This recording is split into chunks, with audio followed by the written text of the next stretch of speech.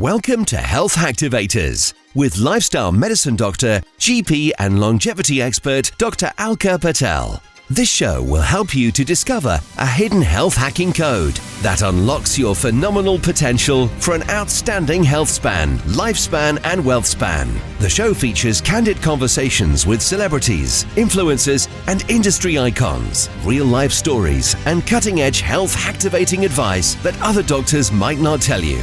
Discover why now is the time to join the strategic self-care revolution and experience the profound effects this will have on your personal and professional success.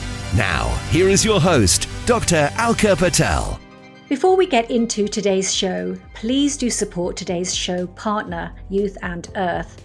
Youth and Earth have a range of products that I love to use myself to supercharge my metabolism, to support my health, and to slow down cellular aging. Just be sure you click the link in the show notes for exclusive offers, which Youth and Earth are so generously giving for listeners of this show.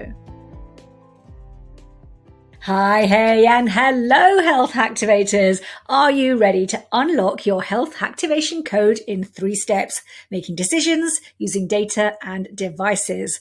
On today's show, I'm asking 1 question, reviewing 2 references, and giving you 3 health hacks so that activating your health is as easy as 1, 2, 3. 1 question I'm asking today is, why does positivity matter? Now, last week, I was talking to Rhodri Giggs, brother to footballer Ryan Giggs.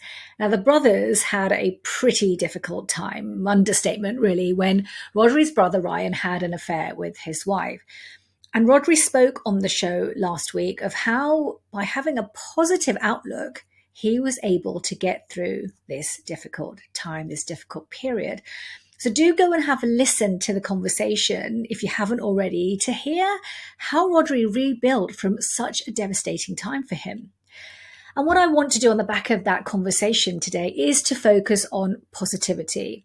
And I'm going to be starting with a scientific lens, looking at what is positivity in terms of what's going on in the brain with positive feelings and thoughts, because I think once you understand this, you can then use this to your advantage in terms of subsequent interventions.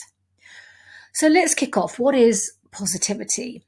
So you will hear positivity described as a state of mind that is characterized by the sense of happiness and hopefulness and confidence. But the science behind positivity, that goes deeper beyond the surface level of emotions and feelings. And what it reveals is a pretty complex network of biological mechanisms that are responsible for generating and sustaining positive thoughts and positive emotions. So let's dive in and explore the science of positivity, really focusing on the different areas of the brain that are involved, neurotransmitters, hormones, and other biological factors as well. And what I'll do then is look at common myths and common misconceptions around positivity, and then provide some guidance on how to cultivate positivity in your life.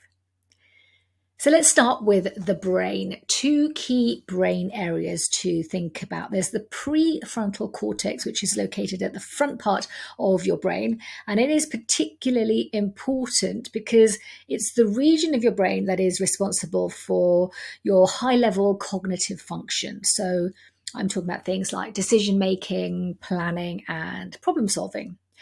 And it is also involved in regulating emotions and motivation. So what functional MRI scans have shown is that when people engage in positive thinking, your prefrontal cortex becomes more active, which in itself then indicates that this is the region of the brain that plays a crucial role in generating positive thoughts and emotions in association with decision making. And another area of the brain that is involved in positivity is the amygdala.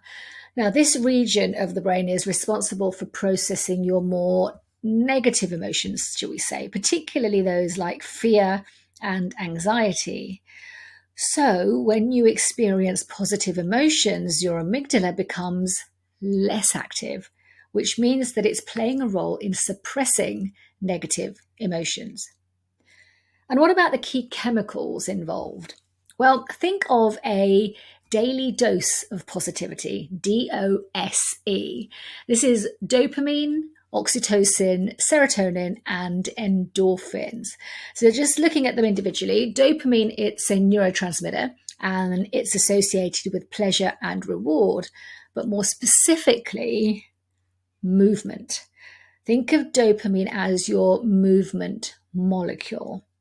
So what do I mean by that? What I mean is that it's dopamine that moves you to seek out pleasurable and rewarding activities. So when you engage in activities that you enjoy or that you find rewarding, so things like eating good food that you love or someone giving you a compliment, praising you, dopamine is released. That's what is released at that time. And it's this release of dopamine that is then responsible for that feeling of pleasure, that feeling of reward that you get associated with these sorts of activities, which invariably then means you want to seek them out again, don't you? Then we've got oxytocin. So oxytocin is, you'll have heard this before, it's often called the love hormone because it is involved in social bonding and in attachment. And what studies have shown is that when people experience positive social interactions, so things like hugging or holding hands, oxytocin levels in the brain do increase. And this increase in oxytocin is what is responsible for that feeling of warmth and closeness that's associated with these sorts of interactions. So that's DOS is serotonin. So serotonin is a neurotransmitter and it is involved in regulating your mood and your appetite and your sleep as well.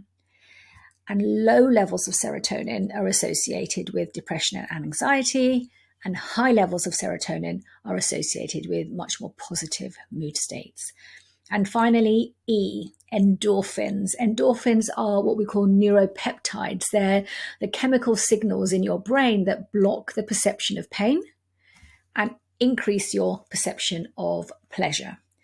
So if you want more positivity, think about boosting with a daily dose of dopamine, oxytocin, serotonin, and endorphins. But why? Why all this fuss about positivity? Why does positivity matter? What are the benefits? Well, there are many.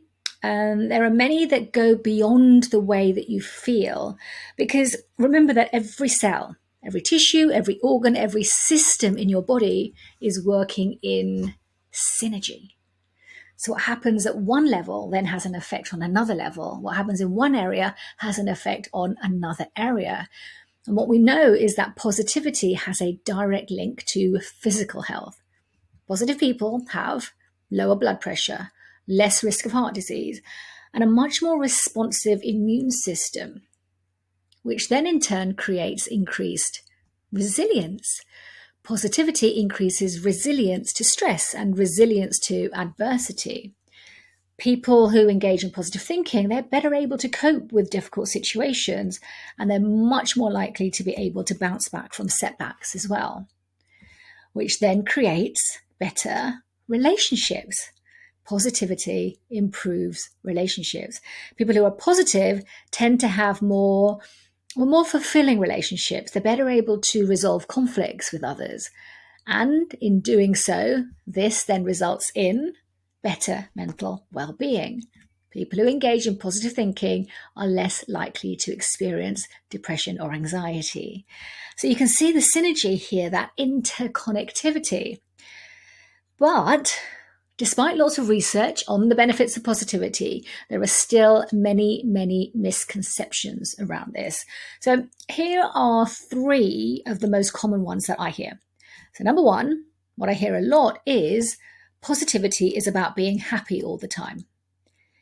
Now, the problem with believing you have to be positive all the time is that you don't allow yourself to experience the ebb and flow of life, which is exactly what life is made of. It's made up of ebb and flow, ups and downs, ins and outs. There's a very natural rhythm to life.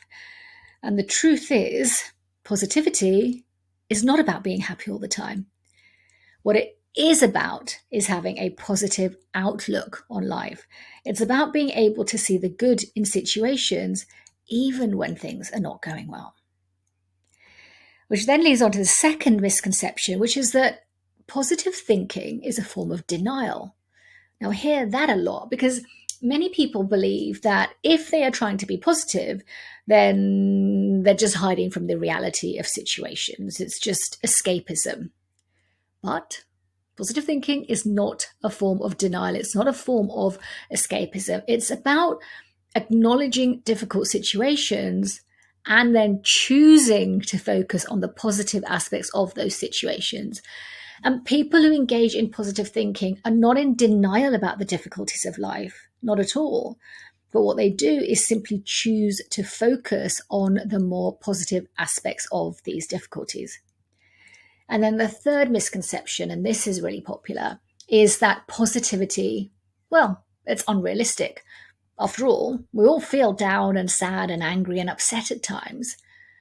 But positivity is not unrealistic. It's about having a realistic perspective on life. It's about accepting, as I've said, that it has ups and downs. And once you choose to focus on the positive aspects of situations, that's when you experience the benefits of positivity rather than dwelling on the negative. It's you that decides where your focus goes. So what is the problem with all these misconceptions? Well, the problem is that it then results in most people trying to cultivate positivity by ignoring negative emotions and by trying to be happy all the time. But this approach is not effective. So what should you decide to do instead? What decisions should you be making when it comes to positivity? Decide to focus on cultivating a positive mindset by zoning in on gratitude, by zoning in on self-awareness, by zoning in on self-compassion. Decide to surround yourself with positive people and to engage in activities that do bring you joy and fulfillment. And decide to reframe your negative thoughts and focus on the positive aspects of situations rather than dwelling on the negative. Those are the decisions that are important to make when it comes to positive thinking and positive feeling and positive being and positive doing. So what about the data? What data can you use to identify whether you are in a positive state or not? Well, one of my favorite pieces of personalized biodata is your heart rate variability, HRV. And you'll hear me talk about this many, many times on the show. HRV is a measure of the variation in the time between each consecutive heartbeat. So what it is, it's a measure of your autonomic nervous system. And it's your autonomic nervous system that regulates, well, many of your physiological processes. So things like your heart rate and your blood pressure and your digestion. And your autonomic nervous system, it's got two branches. There's the sympathetic nervous system, which is to prepare the body for your flight and fight responses. And then there's your parasympathetic nervous system, which is what promotes rest and regulation and relaxation. So what your HRV does, your heart rate variability, what it's doing is reflecting that interplay between these two branches, which means that a higher HRV indicates greater parasympathetic nervous activity and a lower HRV indicates greater sympathetic nervous activity. So that's all then related to your stress response, your sympathetic nervous activity. So if you think about stress, another piece of data that you can look at to correlate with positivity is your cortisol levels. This is the level of your stress hormone, and this is very easily measured through a saliva or a blood test and can indicate levels of stress and negativity. What else can you measure? Well, you can measure your brainwave patterns, and that's done through an EEG, electroencephalography. And that also can indicate levels of positive and negative emotions. So if I give you an example here, if you've got higher levels of particular brain waveforms, so specifically alpha and theta waves, they're associated with relaxation and with positive emotions, whereas higher levels of beta and gamma waves, they're associated with much more cognitive engagement and focus. And there's another thing as well that's worthy of measuring and capturing, and that is your respiration rate or your breathing rate. So your breathing rate is, as it says, it's a measure of the number of breaths that you take per minute. And it is very closely linked to both physiological and psychological states. So things like stress and relaxation and positivity. So slow breathing, that's associated with relaxation and positivity. Fast, more shallow breathing is associated with stress and negativity. What else? Well, what about facial expressions? Smiling. Smiling is associated with positive emotions. And what research has shown very interestingly is that even faking a smile can lead to increased positive mood. So maybe think about how often you smile. But there is, of course, the flip side, which is that you can also experience positive emotions without smiling. So smiling is more of a crude measure, but smiling itself also increases your endorphins. So that's decisions and data. Let's move into devices. There are lots of devices available that can help with positivity, and these include things like mindfulness apps, meditation apps, and biofeedback devices. So mindfulness apps and meditation apps, they can help you to cultivate a more positive mindset, really by teaching you to focus on the present moment and just let go of negative thoughts. And biofeedback devices, well, they can help you to monitor your more physiological responses to negativity, to stress, and then help you with that feedback to learn how to regulate your responses very much through relaxation techniques that activate your parasympathetic nervous system. So if we think about more specific devices that I've certainly had a look at in relation to capturing the data that I've mentioned, there's the Muse 2, which is a biofeedback headband.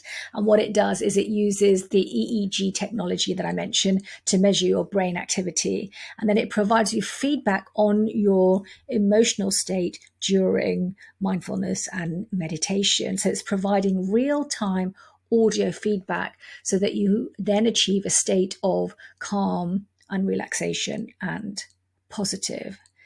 And you can develop habits by just practicing this and building this into your day. Another device is HeartMath, and that's also a biofeedback device. And what it does is it measures your heart rate variability and, as I said, HRV, and then it provides feedback to help you regulate your breathing and achieve a state of what's called coherence. So that's this connection between your heart and your brain, and that is associated with, again, relaxation and positive emotions. And then you've got wellness rings. So wellness rings like the Aura Ring, for example, this is my go-to simply because it's so easy to use. And I use these devices regularly with my clients to really dial into data-driven health. And the ring measures your HRV, and it's great at looking at your own trends, because one thing that most people don't know about HRV is that it is a predictor. It's a predictor of your overall health and well-being. So low HRV has been associated with many health conditions, things like cardiovascular disease, diabetes, depression, anxiety. And on the other hand, high HRV has been linked to better emotional regulation, better cognitive performance, and to longevity, which means that monitoring your HRV is a really, really useful tool for assessing your physiological and your psychological state, and for making lifestyle changes which then improve your overall health and well-being and tap into your longevity, because studies have found a link between high HRV and lifespan. And one of these most well-known studies was done by researchers in the University of Helsinki in Finland. And what they did in this study was follow over 5,000 men, and they followed them for an average of 19 years, and they measured their HRV at rest and during what they call deep breathing tests. And what the researchers found was that men with the highest HRV, they had a significant lower risk of what's called all-cause mortality. So that's dying from any causes, compared to men with the lowest HRV. So more specifically, men in the highest HRV quartile, they had a 34% lower risk of death from any cause and a 44% lower risk of cardiovascular death, so heart-related death, compared to men who had the lowest HRV, whose HRV was in the lowest quartile. So that's a pretty stark difference. And what the researchers also found was that the deep breathing test was also a strong predictor of mortality, which then suggests that your ability to modulate HRV in response to breathing is a really important marker of physiological and psychological health. So yes, this study was done on men, but there have been many, many other studies that have found associations between HRV and longevity in all sorts of other populations, women and older adults, for example. So what this all suggests, what all these scientific findings suggest, is that HRV may well be a useful biomarker for predicting mortality risk and for telling you about what your interventions are doing in terms of improving your health and longevity. So it is a biomarker, it is a marker, it is a piece of data that I use many, many, many times in order to look at health status and look at longevity predictions as well. And I talked about breathing rate. So traditionally, breathing rate's not been typically considered a biomarker of positivity on its own, but it is very, very strongly connected to your nervous system regulation. So when you're in a state of stress or negativity, your sympathetic nervous system is activated, and that leads to much faster, much more shallower breathing and an increase in your heart rate and your blood pressure. And it's this type of breathing pattern that can be pretty counterproductive to positivity and then leads to feelings of things like tension and just general discomfort. But on the other hand, when you are much more in a state of relaxation or positivity, it's your parasympathetic nervous system that's activated, and that leads to slower, deeper breathing.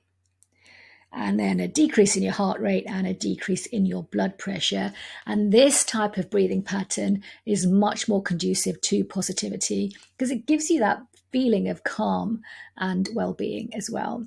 So just like with HRV, I do also look at breathing rate as a biomarker of positivity in my clients. And I combine that with all sorts of other data as well, because it is a matter, as I said previously, of synergy. It's a matter of putting all this rich information about you together so that you can then think about this beautifully orchestrated symphony that you're playing all the time in terms of how all of your body systems are connected together.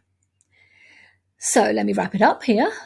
Here are your 3 health activating hacks, which will answer today's question, why does positivity matter? Well, number 1, decision. Decide to lead with positivity for longevity, because positivity matters in terms of the length of your life and the health in your life as well. There's a strong correlation between health and longevity and positivity. Number 2, data. Track your heart rate variability, track your breathing rate, and take a look at your brain waves as well. And number 3, devices. So use a wellness biodata ring or strap. My favorite is the Aura ring, and look at other things like EEG-based tech as well, like the Muse, to really capture your data to then support those decisions that you're making as well. So if you've had value from this episode, if there's something that you're taking away, please do leave a review and a comment below. Don't forget also to take a read of the blog that accompanies the hack episodes on this show. And in those blogs, you'll get even more tools and techniques. So to have a look at those, just head over to my website, www.dralkapatel.com. And I wish you a health activating day.